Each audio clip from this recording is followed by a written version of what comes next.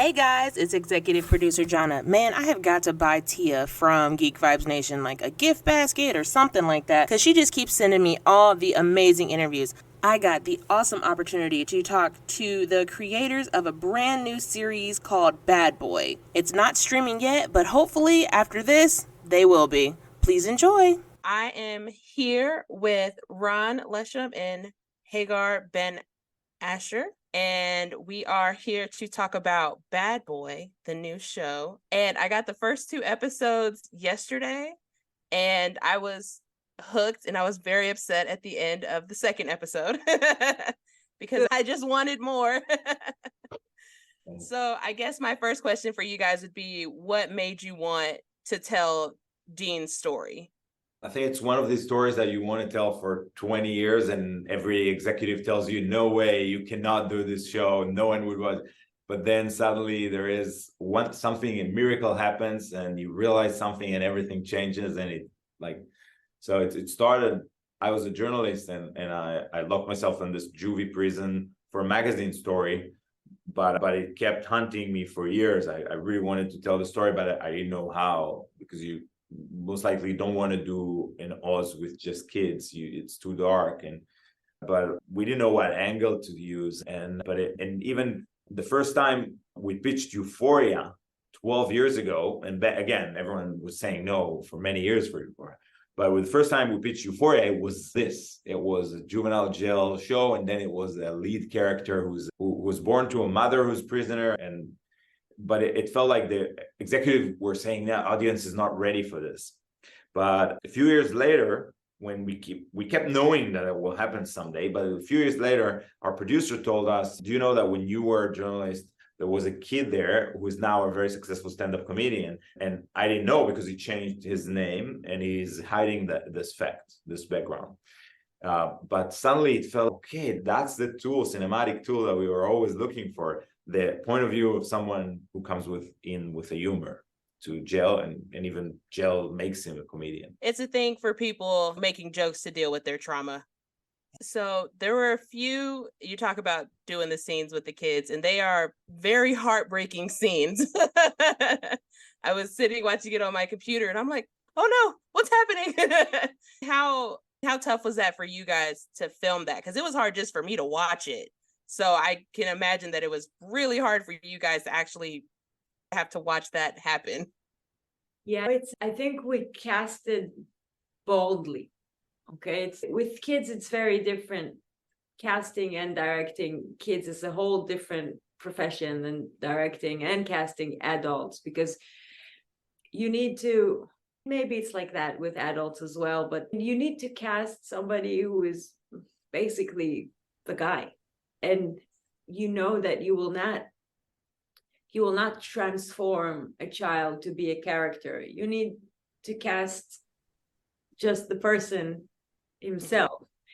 And both Guy and Avtamo, the guy who's playing Zora and the guy who's playing Dean, they are simply the characters. And which means that the guy, the boy who's playing Dean, is basically a badass motherfucker, and he can take a lot on his shoulders, and he sees life through humor, and he can pretty much take upon everything.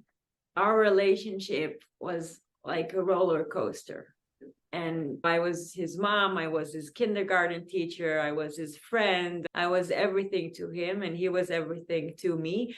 And I think that pretty much allowed us to put him in every situation, because there was such a strong mutual trust between us that he just poured himself into every situation.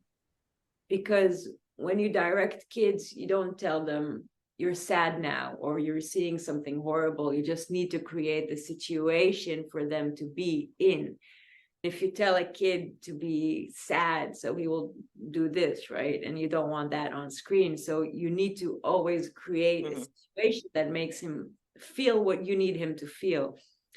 When we were dealing with harsh scenes, I would pretty much make him feel like shit, but he would allow that. And I think that that pretty much he really put himself in there, and with full faith and full trust, and that's the basics of it, I would say. It's so heartbreaking to watch it, because you can't imagine a kid going through something like that, and then to actually see it happening right in front of your face, you're like, oh, and then you get the kicker that it's based on a true story, and you're like, wow, someone actually had to live through this. And that's like the worst part of it. But he decided, you know what, I'm gonna take my trauma and make it funny. Exactly. So then he got out of that. I would assume that he got out of his bad repetitive cycle and decided to change his tune when he got out of the juvenile detention center. Yeah. So what was it like trying to get the actors who play Dean and Zorro to, because they're like the unlikely duo, they're unlikely friends. So how was it to get them to come together and build that friendship, not even just on the screen, but off the screen as well? I think that the answer lies in your question, because something very strange happened on this set that never happened to me before on any other set, is that what we wrote in the scripts actually happened behind the scenes. Everybody who were rivals in the scripts, that's what happened on the set. They didn't like each other. They were against each other. It was very funny to see. And luckily, or not luckily, I don't know, Guy and Avtamo, in many ways, they became so close to the extent in which if Avtamo would be 5 minutes late to set, Guy would be nervous, looking for him. He didn't want to shoot anything. He didn't want to do anything. He got obsessed about Avtamo, who's playing Zorro. And they became so close to puppies. It was very heart moving to see. And they just arrived yesterday to TIFF together. And I'm very actually curious to see what's going to be with them. We finished shooting 4 or 5 months ago, something like that. I'm very curious to see how they reunite and what's that gonna bring. Maybe we should shoot this, huh? Yeah.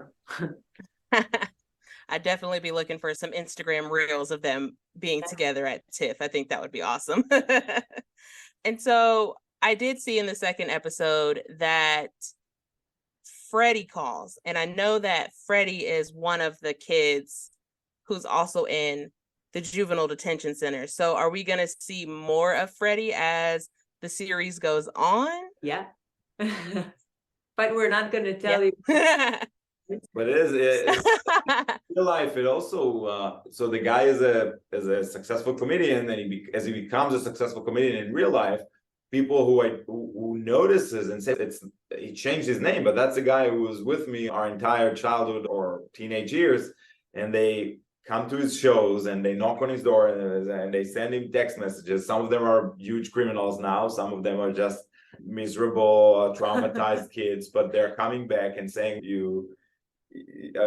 we were friends and you just left us when you were 18, you just left us behind and were able to reinvent yourself. And it's part of the story. When his assistant said, Freddie's on the phone, I was like, he still keeps in touch with Freddie? Why is Freddie calling? What's going on? And then the last scene of the second episode, which is that big decision that he's going to have to make of whether or not to, I don't want to spoil it for anyone who hasn't seen it yet, but he has to make this big decision. And I was laying up last night thinking about it. I was like, oh my God. I was like, is he going to do it? I just can't imagine if he would do it, because Zorro is saving his life as of this point in time. Because if he was out there by himself, like, he probably would be in the same space as his friend who got hurt in the first episode. Right. So it was just you guys did a great job with the cliffhangers. I just kept wanting to watch more. Good. I know that we're going to see more of what goes on with Dean as his life goes on? Are we maybe going to get to see more of his relationship with his mother? Are we going to ever get to see his grandmother? Because it seems like him and his grandmother have a really deep bond, because he calls her before he even calls his mother when he gets sent to juvie. So are we ever going to get to meet his grandma? Because she seems like such a nice lady. We will meet her. And yeah, you're a really good viewer, right? I wish everybody would just like get everything like you do. Our lives would be so much easier if you were just the audience. Yeah, so we will meet her, and let's say the study of the relationship with the mother keeps going very intensely throughout the series. Yeah, Okay. it was important for us, Yeah. the relationship with the mother. Yeah. Yeah, because it's a very love-hate is what it seems like. Like, she loves him one minute, but then she's calling the police on him the next minute, which, I mean, if my son did what he did, I probably would also call the police. But it just seems like she wants to put herself above him, like above raising him and making him a good person. And she goes back and forth between no, he deserves to be in juvie, but also, no, he needs his clothes and I need to talk to him and I miss him. Like, it's a really weird dynamic, and I would love to watch, where's this series going to be streaming at? I hope we'll know soon. We're waiting for a decision. Oh, so how many episodes is it going to be? First season 8. I need HBO or somebody to pick this up immediately, because I have to know what happens, because I need to know how Dean went from a juvenile detainee to a stand-up comedian, and now all of these people are coming back into his life who you wouldn't expect. Like, when you go to a juvenile detention center, like, you have to make friends where you make friends, I would assume, but I wouldn't assume that he was still friends with them once he got out. Yeah. I had a very close relationship with my grandma when I was a kid, so seeing Dean call his grandma before he called his mother, but he just didn't have the heart to tell her, like, hey, grandma, I'm in like juvenile, and it doesn't seem like his mom wants her to know either. Yeah. So that's also an interesting dynamic. I would love to see his mom and his grandma. What's going on? Like, why are they like how they are, and why are Dean and his grandma like they are? That's what I would love to see in the next few episodes when it gets picked up, because I'm manifesting that for you guys. Yeah, I think when you meet the mother, you're not sure if she's crazy and maybe she's overreacting or crazy, or do you really deserve this, and did she have no other choice? And the thing is, he's a deficit disorder, ADHD boy, and she didn't know how to handle it. But do you blame her or not? And I hope you'll be curious to figure out, did she have no choice and he deserved it? Yeah, I'm definitely thinking about that. And now that I'm thinking about his mom, I'm also thinking about his dad, because we do get that scene where they're in the living room and he sets off the fire extinguisher. Is that guy his dad, or is that just like his mom's boyfriend? Okay, so are we going to hear more about his dad? A bit. Yeah, a bit.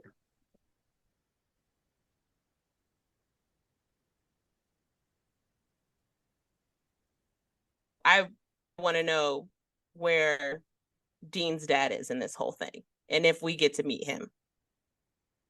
We have another small beat that tells a bit of what's going on with him.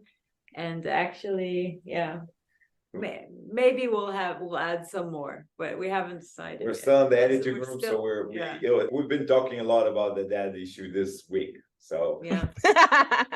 Story it is, it's his kind of obsession, because she didn't really tell him much about his dad, but she was telling him, oh, your dad tried to kill me, and your dad killed his ex-girlfriend. She fell from a balcony. She was the ballet dancer, and they all feel like, is she real, or is she like imagining stuff and she's crazy and you shouldn't trust her? But when she tells him, you're so much like your dad at one point, and that on the one hand it breaks his heart, because he knows that she hates his dad, but at the same time it makes him want to meet his dad, and his dad doesn't want to see him. So yeah, For us, I think that mainly let's say that the discussion about his father is more of the discussion about his mom and the way that she hides him and she ignores him and she doesn't want them to be in touch. And we'll figure it out soon enough. You definitely have a fan in me, and I had read the press release on it, but I didn't know that it was in Arabic. So that was a little surprising to me, but Hebrew. Yeah, I saw in one of the subtitles it said speaks Arabic, so that's because he's an Arab kid, but Yeah. Okay, yeah, but I mean, I don't know, it was just something about it. It just made me feel more for them because in some movies where they're filming in a different country or something like that, they only speak English, and that bothers me. I'm like, you're in your home country, you don't speak English all the time, so just speak your native language. And so I love that. I was like, yes, they're speaking Hebrew. I was like, I can read these subtitles. I love it. Thank you so much for sitting down and chatting with me. I look forward to seeing more episodes of Bad Boy, and I hope that it does well at TIFF. Thanks so much.